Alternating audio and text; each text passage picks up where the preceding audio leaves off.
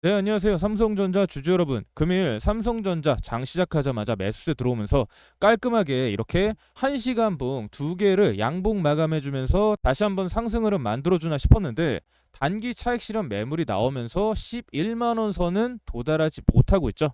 자, 그래도 12월 달에 대한 이 움직임 자체는 장기 그리고 단기 이평선을 지지하면서 안정적으로 올라왔기 때문에 지금 이 상승 흐름 자체는 계속 지속되면서 올라갈 확률이 높습니다. 그리고 지금 이 패턴 자체가 불플래그 패턴으로 1파 상승이 나온 이후 그 다음에 이 2파 상승이 가기 직전 이 기간 조정을 받는 매집의 형태로 흘러가고 있어서 주황색 이 60일선 보이시죠?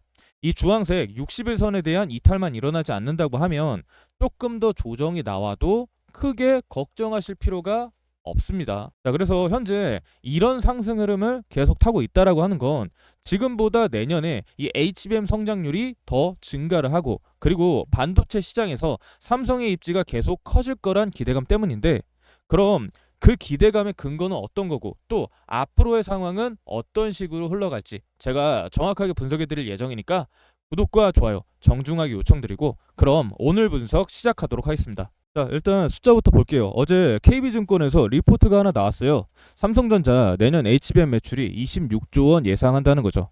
여러분, 올해가 얼마였는지 아세요? 대략 8에서 9조 원 정도 수준이었거든요. 그런데 갑자기 26조 원이면은 3배가 뛴다는 얘기입니다. 자, 그러면 이런 전망이 나오는 이유가 대체 뭘까요? 그 전망 첫 번째 이유는 출하량이 미쳤습니다. 내년 HBM 비트 출하량이 112억 기가바이트래요. 이것도 올해 대비 3배나 증가한 수치입니다. 뭐 쉽게 말해서 삼성이 만들어내는 HBM 칩이 3배로 늘어난다는 얘기죠. 그런데 여기서 핵심은 뭐냐? 이 시장의 평균 성장률이 지금 한 32% 정도거든요. 근데 삼성전자는 여기에서 200% 성장을 한다는 겁니다. 이 시장 평균 속도의 6배로 성장을 한다는 거예요. 이게 무슨 의미냐면 지금까지 SK 하이닉스한테 밀렸던 시장 점유율을 확 뒤집는다는 겁니다.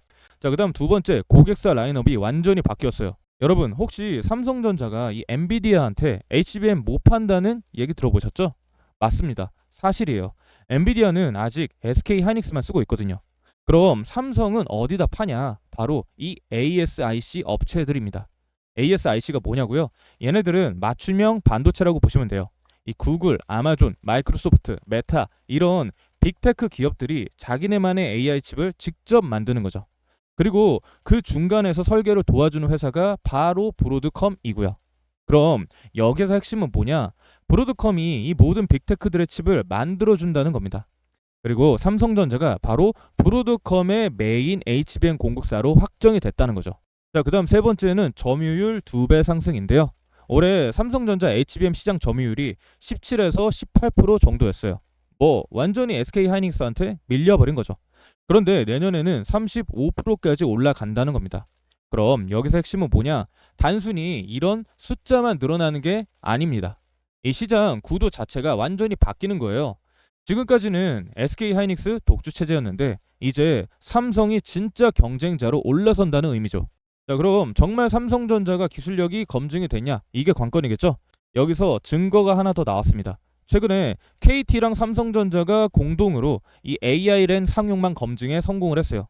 여기서 AI-랜이 뭐냐면 인공지능 기반 네트워크 기술인데요. 뭐 쉽게 말해서 기지국이 사용자 패턴을 AI로 학습을 해서 이 최적의 통신 환경을 자동으로 만들어 준다는 거죠. 그럼 여기에서 주목할 건 뭐냐? 자, 첫 번째, 엔비디아와 협업을 하고 있다는 겁니다. 이 삼성전자가 KT, 엔비디아 이렇게 3자 협력 체제를 구축을 했어요. 엔비디아 GPU를 기반으로 AI 랜 서비스를 개발하고 있다는 거죠. 여기서 의미하는 게 뭐냐면은 삼성이 엔비디아랑 전략적 파트너십을 계속 유지하고 있다는 겁니다. 뭐 아직 HBM은 팔지 못하고 있지만 다른 분야에서 협력을 강화하면서 언젠간 HBM 공급 루트도 뚫을 수 있다는 거죠. 자, 그다음 두 번째, 실제 이 사용망에서 검증이 됐다는 겁니다. 이 성남에서 하루 평균 1만 8천 명이 이 기술을 써봤어요. 그 결과 뭐가 나왔냐? 이 네트워크 끊김 현상이 확 줄어들었다는 거죠. 이 실험실이 아니라 실제 환경에서 작동한다는 게 증명이 된 겁니다. 자, 그다음 세 번째는 미래 성장 동력 확보인데요. 지금 HBM 핫하죠. 근데 몇 년 후에는 이 6G가 핫할 겁니다. 삼성전자가 지금부터 이 6G 기술을 선점하고 있다는 게 엄청 중요한 거예요. 그래서 이게 전부 다 이 장기 경쟁력 강화로 이어지는 겁니다. 자, 그럼 여기서 가장 중요한 질문 하나 드릴게요. 왜 하필 브로드컴이냐? 엔비디아 아니면 안 되는 거 아니냐 하실 수 있는데 아닙니다. 오히려 이 브로드컴이 더 좋을 수도 있어요. 왜 그러냐면 지금 시장 구조가 변하고 있거든요. 이 최근에 외신 보도들을 보면은요, 브로드컴이 엄청나게 고객사들을 확장하고 있어요. 원래는 구글 TPU만 만들어줬는데 이제는 아마존, 마이크로소프트, 메타까지 전부 다 고객으로 확보했다는 겁니다. 그럼 여기서 대체 뭐가 중요한 걸까요? 자, 일단 첫 번째, 턴키 방식의 공급 단순화예요. 여기서 말하는 턴키란 쉽게 말해서 올인원 패키지라고 보시면 되는데요. 뭐 칩 설계부터 시작해서 네트워크 시스템, 소프트웨어, 그리고 광학 연결까지 전부 다 한꺼번에 제공한다는 거죠. 뭐 고객 입장에서는 당연히 편하죠. 이 브로드컴 하나만 잡으면 AI 칩 전체 시스템이 완성이 되는 거니까요. 자, 그리고 두 번째, 10년의 노하우가 쌓였다는 겁니다. 현재 브로드컴이랑 구글이랑 이 10년 동안 공동으로 설계를 했어요. 그러면서 뭐 칩 설계뿐만 아니라 소프트웨어 최적화, 연산 패턴 분석, 그리고 네트워크 기술까지 전부 다 축적했다는 거죠. 그럼 이게 왜 중요하냐면요, 이 노하우를 다른 빅테크들한테도 그대로 적용할 수 있다는 겁니다. 이 구글한테 해준 걸 아마존한테도 해주고 마이크로소프트한테도 해준다는 거예요. 자, 그 다음 세 번째는 삼성전자의 이 전략적 포지셔닝인데요. 여기서 핵심은 뭐냐, 삼성전자가 내년 HBM 생산 능력의 60%를 ASIC 업체들한테 할당한다는 겁니다. 즉 절반이 넘는 물량을 브로드컴 라인에 몰빵을 하는 전략인 거죠. 이게 무슨 의미냐면은 삼성이 이제 엔비디아 의존도를 완전히 버리고 브로드컴 중심으로 사업 구조를 재편한다는 거죠. 그리고 이 KB증권에 따르면은요, 삼성전자의 브로드컴 HBM 공급량이 내년에 3배로 급증한다고 합니다. 자, 여기까지 보면 완벽해 보이는데 그럼 리스크는 없냐? 당연히 있죠. 아무리 좋은 재료라도 외부 환경이 나쁘면 주가는 안 오릅니다. 그럼 이 외부 환경은 지금 어떠냐? 일단 연준부터 한번 살펴볼게요. 최근에 미국 연준이 금리를 0.25% 인하했어요. 뭐 3회 연속 인하죠. 그런데 여기에서 중요한 건 뭐냐? 자, 첫 번째, 금리의 인하 속도가 둔화되고 있다는 겁니다. 이 점도표를 한번 살펴보면요, 앞으로 2년 동안 연 1회씩만 인하한다고 나와 있어요. 뭐 쉽게 말해서 내년엔 0.25% 한 번, 후년에도 0.25% 한 번, 이렇게 천천히 내린다는 거죠. 시장에서는 더 빠른 인하를 기대했는데 연준이 브레이크를 밟아버린 겁니다. 자, 그 다음 두 번째, 미국의 경제가 생각보다 탄탄하다는 거예요. 연준이 내년 성장률 전망을 2.3%로 상향 조정했어요. 이전보다 0.5포인트 높인 겁니다. 왜 그러냐면 고용이 튼튼하고 소비도 견조하거든요. 경제가 좋으면 금리를 급하게 내릴 필요가 없겠죠. 그래서 속도 조절에 들어간 거라고 보시면 돼요. 자, 그다음 세 번째는 대외 불확실성인데요.